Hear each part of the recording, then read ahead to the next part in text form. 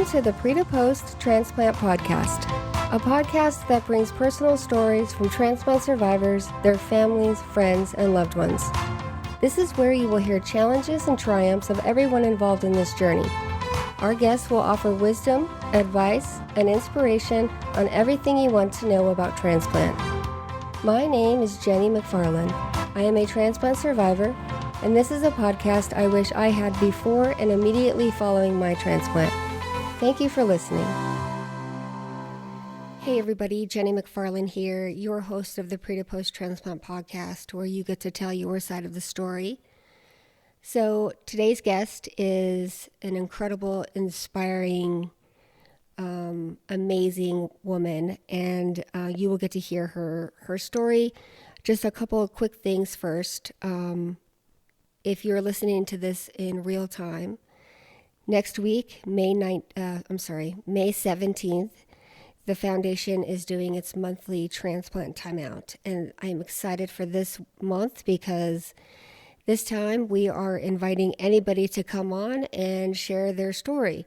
So if you want to come on and share your transplant story with whatever you are in the organ donation community, recipient, pre-transplant, living donor, caregiver, donor family member, you can come on to this free 1-hour Zoom meeting next Wednesday and share your story. And if you don't want to share, then you can just come on and listen to other people share their stories. So it's gonna be great. I love this transplant timeout because I love listening to people's transplant stories. So if you want to register for it and learn more about it, you can visit their website at www.pretopost.org, and there's a link on there to register for it. So I hope to see you there. I want to talk about my guest today, Amanda. She and I have been friends on Facebook for, a year or two now. We've never actually talked to each other, but we were in the same community, so we connected on Facebook, and then she posted something interesting about her story, so I asked her to come on and share her story, and I got to meet her, well, not in person, but I got to meet her, in Zoom for the first time, and she's a great person. Her story is fantastic, and I can't wait for you to hear it. So I'm going to go ahead and jump into this episode with you with Amanda so you can listen to her inspiring, amazing story. So help me welcome my guest, Amanda DeJesus. Hi, Amanda. Welcome to the podcast. I'm so glad that you're here today. Thank you for having me. I'm so excited to be here. You're welcome. So let me ask you my first question. I know your story is a little bit different, but first tell me when you had your first transplant, why you needed it, and where you had it.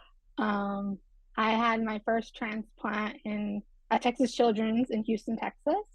I was 15 years old. That was in October 23rd, 2003. And I had to have my transplant because I had heart failure, but I also had dilated cardiomyopathy. So that was why I ended up needing my transplant 19 years ago. I've heard of cardiomyopathy. So, yes, that's correct. Dilated means that my heart was enlarged. So all of the extra work that it was doing, it was then bigger. It was bigger of the size that it was supposed to be. Well, you just had a big heart. Yes, in some ways that's a good quality, in some other ways that's okay. Okay. And so now you're back on the transplant list and you've moved, and I want to talk about that in a little bit. But first, I want to hear a little bit about your first transplant and how that came about and your process with that and how you managed to survive that for as long as you did, which was great. So I was born, to really bring it back, I was born with heart disease. I was born with a hole in my heart. They repaired that at 7 days old. And then I, went on to have, I would say, a relatively normal childhood, give or take, not really on medicine yet or anything. It wouldn't be till my teenage years that around 12 and 13 that I went for a physical. I wanted to play basketball in middle school. And while they did the physical, I also just said, well, let's go see the cardiologist too, just in case. And in seeing that, that's when they realized what was going on. So really, it wasn't that I had any symptoms leading up or anything like that. Like, I truly felt fine. I was playing basketball 5, 6 days a week, and I just went as part of a physical. And that's when they figured out that I had this, cardiomyopathy, and my heart was not doing as well as we all thought it was. So I truly had no idea. And at the time, I was a kid. So they put in a Yeah. pacemaker to assist with all of that, to help give the heart a break. And within a year of me having the pacemaker, I was living 90% off the pacemaker. So that's when they decided they were going to have to list me because this heart was no longer working. So I could imagine being 15 or a Yeah. teenager and getting a Yeah. pacemaker. Like when you think of somebody having a pacemaker, they're always, Yes. older. It was really weird. So how was that dealing with that at 15 years old? Were you 15 when I you got was the 13 pacemaker when or I got probably like pacemaker. 14? It was really weird 13? because that's exactly what I felt like. I've only ever heard of very old people getting pacemakers, so I was like, this is really weird. Yeah. And then like having to have telling the school and them having to accommodate me, so they would like give me. I was allowed to leave every class 5 minutes early because they were terrified that the crowded hallways, a kid would bump and hit me in the chest because of this pacemaker. So I had all of these weird accommodations because of it. But they even had like a school meeting, so all the teachers were alerted that there was a kid at the school that now had a pacemaker, that they had to be careful because they weren't ever used to that. They never had that before. So for me, it was like really weird. And then like people wouldn't believe me, and I'm like, this isn't a game. Like, I don't, it was a really hard transition to explain why a 13-year-old was walking around with a pacemaker. Well, did it at least get you out of PE Yes, it did. class? It did. It very much did. Uh, Once I got the pacemaker, all sports stopped, including basketball and everything. I had to be careful yeah. because of the state of the heart period, but also to protect my chest to make sure nothing happened to the pacemaker. Yeah. And so what age were you whenever they're like, okay, you need to get a new heart. You need to have a I heart was 15 transplant. at that point, and what really happened was that I started having like episodes, and they're very small random moments, but they looked at them and they said there's it's something starting to happen here, because I would have like trouble breathing out of nowhere, or I wasn't very fatigued. And like, we took my sister to college and we road tripped there because she was going to college in New Jersey, and the whole trip from Houston to New Jersey, I just slept and ate. I didn't feel good. I wasn't myself.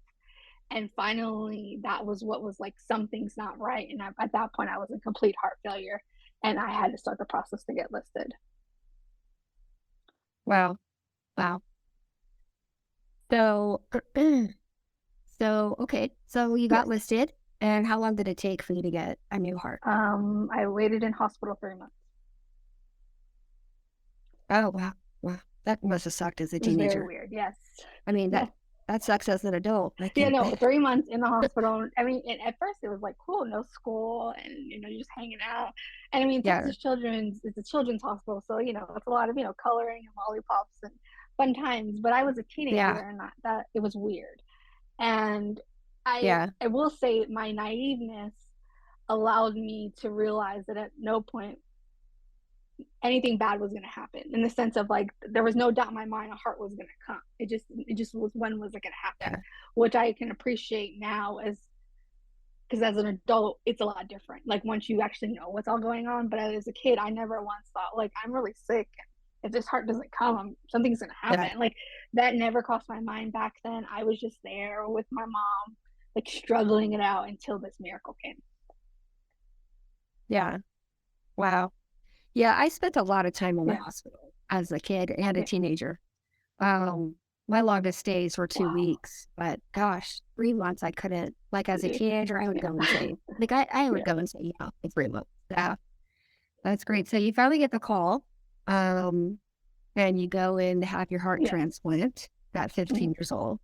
So what was that like? Like how was the surgery? Did you have complications or did it come out amazingly? How'd it go? It was actually, from my knowledge, it went really well. I don't remember any complications, for me, I really felt like a really long nap. It was the emotions building up to it. I was told at like 7 a.m., but I actually didn't go down to surgery till like 5 o'clock at night.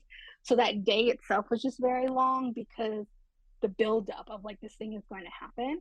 And then I went into surgery, and I Yeah. remember waking up in ICU and just hearing a lot of beeping and machines. And I just thought it was like always raining outside, but it was really the machines. And I was just really supposedly not a nice person. My mom says I was really grouchy at first, and then it kind of got better. But my knowledge, I was in and out of the hospital within 5 days. Oh, wow. Uh, Wow. That's I great. think that after waiting there for 3 months and then getting the heart, I told myself, we're not going to be here any longer. So I was able to Mhm. be discharged fairly quickly, and it went really well. And to be fair, pediatrics is way different on the way they do things than adult Yeah. care, as I've learned over the years. So it's very different. But Yeah. yeah, overall, it went really well. Well, I think kids probably heal faster 100%. also, They're rebounding. Getting a Yeah. kid to stay still for Yeah. much longer than a day or two is very rare. Yeah. So how did you handle the whole life change, after a transplant? You've got medications and what you eat, what things you can have and the things you can do. And how was that as a I teenager? struggled 100%. And it was just because it's a huge adjustment. The medicine so much has never really been an issue. I have a really great support system, so I don't want to take that away from that. But the medicine itself, we got the weekly pill box, and that was pretty much a really good routine, and I just took them. It was more the side effects that I struggled with, especially with prednisone. That's not my friend. It's never been my friend. Um, so Yeah. it was just a lot of side effects that I more or less struggled with. The diet was also a struggle because I mean, it was a struggle before transplant, and then it got worse after transplant because it's just telling a teenager they're so restricted. And at that time, I just wanted to kind of be like everyone else, like normal. Like if my friends wanted to go to McDonald's, I wanted to be able to do that too. And that wasn't necessarily something that I could do like smartly back then compared to where I am now. I just struggled with a lot of the stuff at first. And then over time, I just had to let go of this idea that I wasn't going to be like everybody else, and my experiences were just going to be different because I was given this gift, and I had to mature a lot faster than my friends. So I grew apart from a lot of people my age just simply because what was important to them wasn't important to me anymore because my life had changed drastically, and I had to grow up to maintain this new thing. Yeah. Yeah. Yeah. Yeah. Prednisone. I still struggle with Yeah, prednisone. it's not a good time. I wish there was Yeah. something else instead of that. So after all that was over and you were healed and adjusting, did you go back to school? Yes, I went back. Like, did you get help back any with your grade level because of the transplant? No, when I was finally discharged, and I was because back then they made you stay, well, children's made you stay home for 9 months post transplant. So the first 6 months you had to wear a Uh, mask for like 9 months before I could ever go back to school. But once I was discharged, the school district sent a at home teacher, and she would come 3 days a week oh, with all of the schoolwork, and I caught up, and then I maintained until I was able to go back to school. So I luckily was able to continue on and graduate when I was supposed to and finish out high school and all that kind of stuff. oh, that's Yeah. fantastic. That's fantastic. So, how's it been throughout the rest of the time? How how's it been through up until now with your heart? I would say, I mean, relatively, it went really well at first. I mean, definitely had peaks and valleys from all over the years, but I went relatively well. I graduated high school. I went off to culinary school for college instead of normal college. And I say normal college is culinary school is just not the same. Like you're cooking all day, you're not learning in a classroom. Yeah. So I went there and got my degree in culinary arts and became a chef. I wanted to help other patients like myself with their diets because that was something that I truly missed and was struggled with. And so I thought if I can go to school and I can learn how to cook these foods, then I can help people transition to like a heart healthy diet or like kidney diet or whatever. So I went to culinary school and I actually worked in the hospitals trying to make hospital food taste better which it just doesn't no matter what you do. But I tried. And then just also just help other people and volunteering. It wouldn't be till about 7 years post transplant that I would have my first and only bout with rejection, where I had late onset rejection. It literally came out of nowhere. One day I just couldn't go up my stairs. And I went to the hospital, and that's when I figured out that I had what they call donor specific antibodies, which the antibodies from my donor had came and they were attacking the heart. So I had to get out of rejection, and that process took about 18 months because they would get it calmed down, then it would come back. So it was like an 18-month bout with rejection. After they got me out of it, I mean, for permanently, I did fairly well up until year 17. So I would say I had 10 good years of continuing life, Yeah. trying to live on my own, trying to just find things, traveling, doing, taking advantage of this gift. And then at year 17, I started to feel not right, and I thought I was rejecting.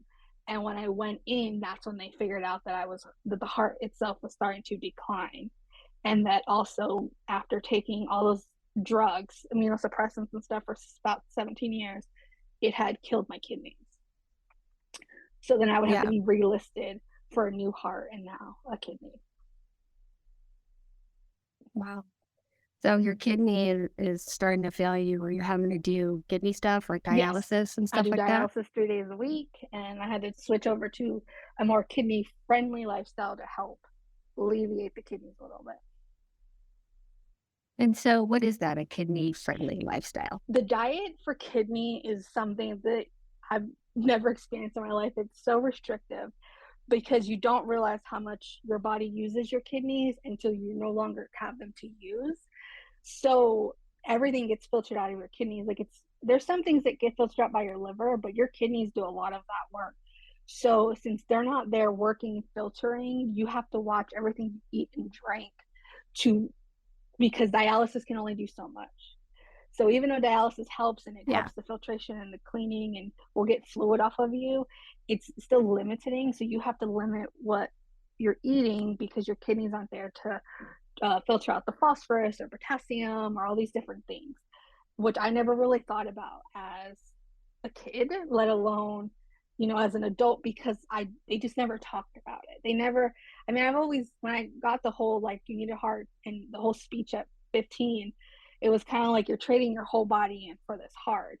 But I never really took it seriously and never really thought like what was going to happen to all the rest of the organs.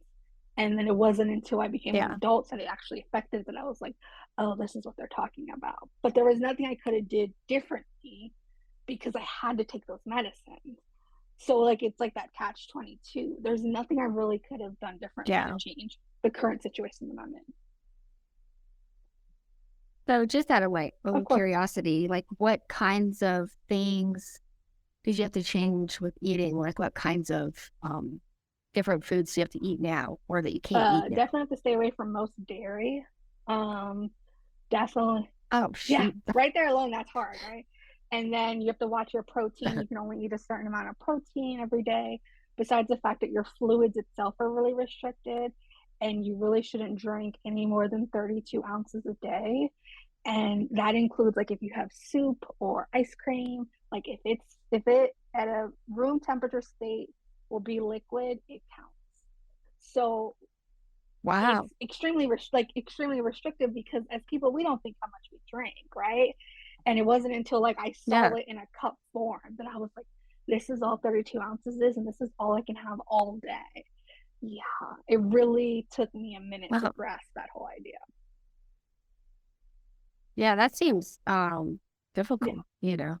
And so many transplant recipients end up needing kidney transplant because of the yeah, medication.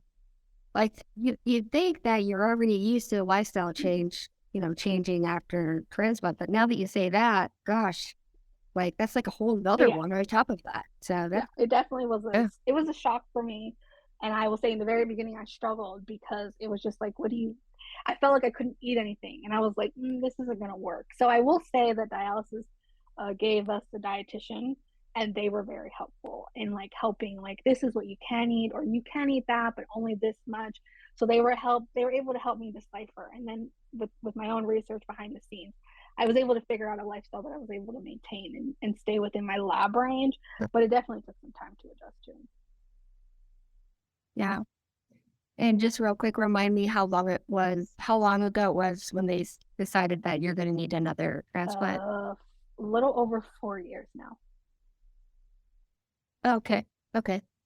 So what did that feel like? Like you've gone 17 Mm-hmm. years with this heart. You're doing so great. And all of a sudden you're having problems and you have to like mentally grasp that you have to go through this all over again. What was that like handling that situation? It was hard because I just, at first I felt like I messed up. It took me a minute and them having to explain that there was nothing I could have did over 17 years to change the current outcome that it was. This is just the natural progression of what happened with my transplant. Um, because Yeah. for the heart wise, the heart itself started to harden, and they're like, there's nothing you can do. You just develop this. It happens. So at first, it was just a struggle of like, did I messed up? Was I not doing what I was supposed to? Once I got over that, it was just an adjustment. And I did pretty well until dialysis started, and then I realized, oh, this takes over your whole entire life. Like you are doing this thing 3 days a week, and you're basing everything on it. And depending how dialysis goes, will depend how you feel. So there's days that are really good and I feel great, and then there's days that are not so good, and dialysis, for lack of better words, kicked my butt. So it was definitely an Yeah. adjustment for sure. But I always knew that I would always need a second heart. So that wasn't the harder part. It was when the kidney came into play that I was like, oh, this is totally different. Because as a kid, I only needed a heart. And even though pediatrics and adult care, again, is very different, I was able to grasp that. But now you need these two organs and they have to come from the same person. So this just became a lot Yeah. harder than it was before, for sure. And so obviously you weren't going to Texas Children's Correct. anymore Yeah. after, a certain time. And you were being followed at a different hospital in Yeah, I Houston. transitioned Is to that Memorial right? Hermann in Houston in the medical center. So just to add, and we haven't quite got there yet, but I know that you have since Correct. relocated to a different state. How come they're not doing it at Memorial Hermann?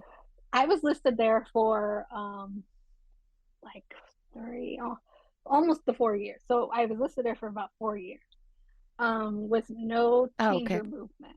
And it's nothing against, or they didn't do anything wrong, or nothing against Herman. I think they're a great hospital and I love them and I have every intention to go back. What it was that with my particular case, those donor specific antibodies that I had rejected all those years prior, they came back in a sense of that they're still there, but they're not attacking the heart. So it made my donor pool options smaller. So Okay. ironically, you want to get into California, where I am now, they have a specialty program, and it's the only one in the country that specializes in donor specific antibodies and second transplants. So this hospital in California Okay. specializes in it. So actually Herman referred me to them. So I worked Oh, together with okay. Herman to transition to California because they just felt like I had more options and a better opportunity to get this heart and kidney with the help of the people in California. Okay. Yeah. So I asked that because a lot of hospitals turn people Yeah, down when they go to a different no, place. And so I was curious yeah. about that. So you moved to Los Angeles, Upper, California. oh, okay. Oh, wow. So when you were saying that, I figured you moved to San Francisco because UCSF has this huge transplant No, center, I moved but to Cedar California. Sinai, which Right. I know you've heard of as well. Okay. Of Yeah. course. Um, Actually, Cedar Sinai is more popular, at least in Oh the yeah, movies, everyone knows them just because that's yeah, where all the celebrities go when they're on yeah, movies. Like, oh, they've been dropped off at Cedar. So yeah. yeah. So, so you're at Cedar Hmm. Sinai, and you're listed there. You're on the Correct. transplant list there. I'm dual listed here Yeah. for a heart and kidney in Los Angeles and California. So did you move there, like move there, like you sold your home or wherever you were living, and then you fully moved there, or did you just kind of temporarily go there until your transplant and then you have to stay up? Temporary relocated. My home is still there. I have every intention to go back to Houston. This is more of a temporary relocation, and so no, my home is still. Actually, my Okay. husband is at my home right now. Oh, okay. Okay. So you and your husband, and so you're just kind of there. Do you have Yeah, family my in? mom and my husband alternate. So they do, they have a certain time frame of 2 to 3 weeks on, and then they switch into. So my mom and my husband, because my mom was my original caregiver, obviously, for all these years before, and then I got married. So they alternate in the caregiving role, and so I'm never really alone. They just alternate. So right now my mom's on. Yeah. Oh, that's nice. Well, that's nice that you have such a great Oh yeah. support system with you and where somebody's Yeah. always with you. So now you're doing the waiting. You're just waiting for that Correct. call, right? Like you're just answering every single Yeah. phone call, hoping it's Following the them. rules. Yes. And I know they can't tell you, and I know it's completely like they just don't know, but they give you any idea of maybe how long it will They're very take. optimistic, and I actually have a heart cath coming up that will help determine some things as well to be able to see if they can move me up on the list. So that's all great. And I also get to bring, and I have brought all of my wait time from Houston. So even though I just got listed here a few weeks ago, I got to bring the 4 years I had in Houston with me. So that's not like all that Oh, was for well, nothing. So I carried all my wait time here. So that's also with me as well. So that all makes things positive, and it's not like I'm, for lack of better words, I'm not starting all over. I brought everything with me in yeah. the sense of that got to carry with me as well. And then when you get the call for the heart, obviously they're going to give you the kidney too, Correct. There'll right? be, when Like I it's get the not a call, it'll be separate for thing. both organs at the same time. So are you nervous at all about the surgery or about how this outcome is going to be? I'm not nervous. I'm ready for it. I know that the recovery will be a lot different because I'm not 15. I'm almost 35. So I'm an adult now, and that recovery Yeah. isn't going to be the same. But I'm ready for the next chapter. I think that the first transplant definitely prepared me for this one. And I again give all the credit to the amazing support system I have and my faith that I know that this will all work out the way it's supposed to work. Yeah. Yeah. Well, that's great. I mean, I hope that you don't have to wait too much longer. I know it's hard to be away from Yeah. home. When I had my lung transplant, um, I was only on the list for 5 days, but we didn't know that that was gonna happen like that. But we had completely up and moved everything and just moved to Houston. And so we moved there, we bought a house, and then we just moved back in September. We moved to El Paso now, which is closer to my home in Albuquerque. But so it's hard. I'm sure it's hard to temporarily Yeah. relocate. And I mentioned UCSF, and that was the hospital I was originally going to get my transplant at, but insurance prevented that. And so when I was over there, they had told me, you have to move and you have to be here for at least 3 months after, and you have to be within 30 minutes or whatever at the hospital. And so then they said after 3 months, you can go home.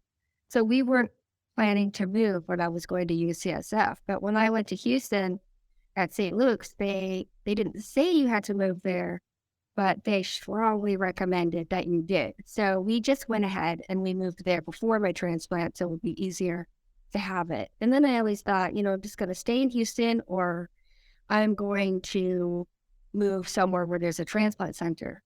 And then I'm getting way off topic That's here, fine. but I was working at Norris Home, and I know what you know what I Norris do. Home is.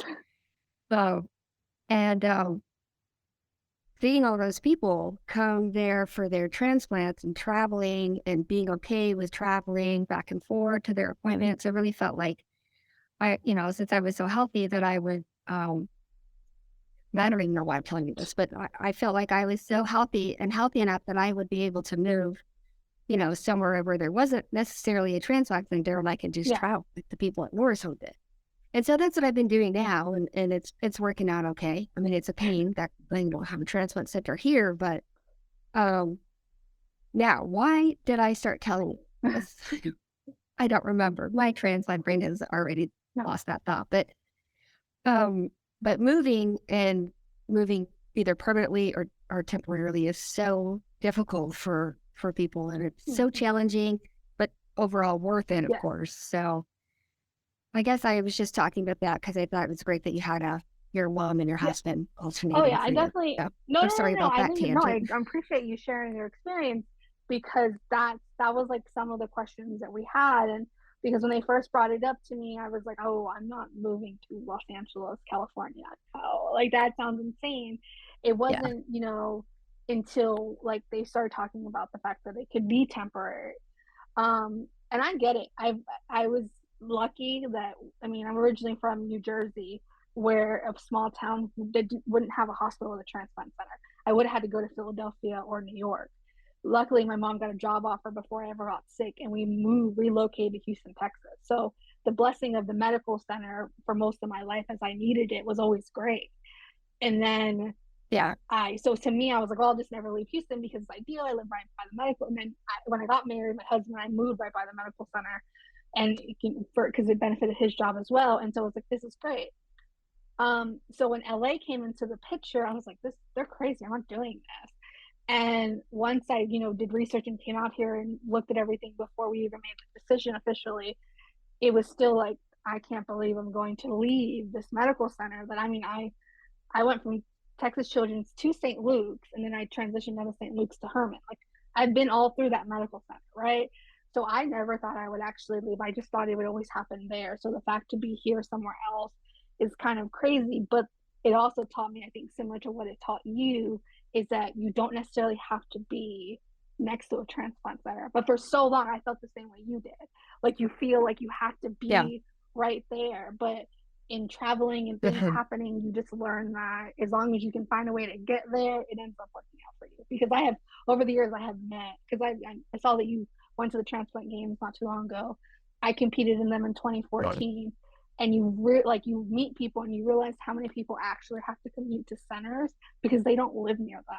Yeah, So it can be a yeah, pain, but it also allows you to have the quality of life that you've now been blessed to be given, to be able to have that freedom if that right. works for you.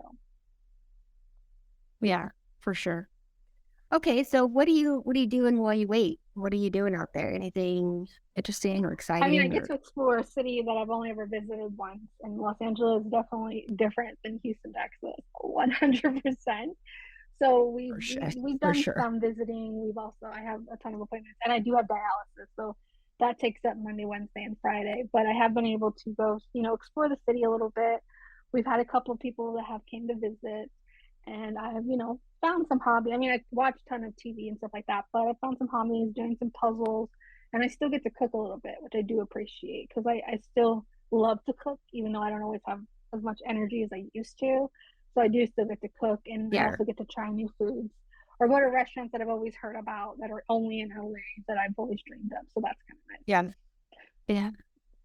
That's nice. awesome. Yeah. So that was another question I was going to ask you if you like how you're feeling while you're waiting. Like, I'm sure you have good days and bad days. I think dialysis takes a lot out of you, doesn't it? Oh After you're yeah, done. pretty Yeah. much after dialysis, everyone knows with us. Now we're just gonna rest. Like it's very Yeah. draining and it's very taxing. So dialysis kind of wipes me, but luckily I have it in the middle of the day, so I can do some things in the morning and then go to dialysis. And usually I just get to come home, have dinner, and kind of just keep it low key till bedtime. So, but dialysis is Yeah. very draining. I will say I've had good and bad days, for sure since I've been here, but that's part of part of heart failure. Period. That's always going to be taxing. Yeah. For sure. Well, okay. Well, so I have another question I want to Okay. ask you, and let me see how am I going to ask this. So I always ask my recipients, give me some advice that you wish you had before your transplant that you would give to somebody pre-transplant. But in your case, I think I'll ask for advice to somebody who's had a transplant already and is now going through this whole process and dealing with the whole process. And of course, you haven't had your second transplant yet, but what advice would you give to somebody who's in your situation that that's going through something similar in your situation? Definitely give yourself grace, because that's what you're going to need, because sometimes in some days you can feel like you're back to square one. But don't forget that you made it through the first one, and that in the second one can be beneficial and very helpful, and it still allows you to extend your life. Because I've met people that have had their second transplants and gone on to still do incredible things, and that transplant has outlasted the first. Yeah. So, it's just about your outlook and remaining positive and being patient, because it's not going to be the same. Like, I don't know how else to say it, but most people that need a second one, if you're not like in the hospital on a very desperate situation, there's going to be a longer of a wait. So you definitely need a lot more patience. And, and that was something that I had to work on within myself, because from being a kid and getting something in 3 months, and then now being years and still waiting, I learned how to just have grace and patience and just trust the process. And I know that when it's my turn, Yeah. But it's a huge adjustment, and it's just stay on course, because it makes a difference. And it's just been, I haven't lost faith at all. And I didn't come to California because I didn't think Herman could do the job. Just Herman was honest and felt like that California could do the job more efficiently. Let's just say it like that. Yeah. So, for lack of better words, but no, I would definitely give grace and have patience, because it's a lot different than the first one, and the journey is it ends up being a lot harder because you know what to expect. Yeah. That's great advice. And remind me again, I know you've already told me, but what year are you in from your transplant? I will be, okay, so I am 19 years in. Is that what you mean, right? Yeah. In October of this year, barring if I don't get another transplant by then I will hit 20. Wow. Because I still count them as years, regardless of what I'm going through. It's still working technically. That's right. So that's right. I still count it. 19 years it gave me a lot, to say. Well, and I think that's so incredibly inspiring when I hear somebody who's that far out. So you have lived a great life, I'm sure, and yes, you're going on 20 years, and that's an incredible amount of time to have a transplant. So you should be. I'm sure you are. I'm sure you're proud of that. So. Oh yeah. Well, I thank you so much for coming on and sharing your story, and I wish you the best. And I hope you get that call sooner than later, and you're not waiting too long.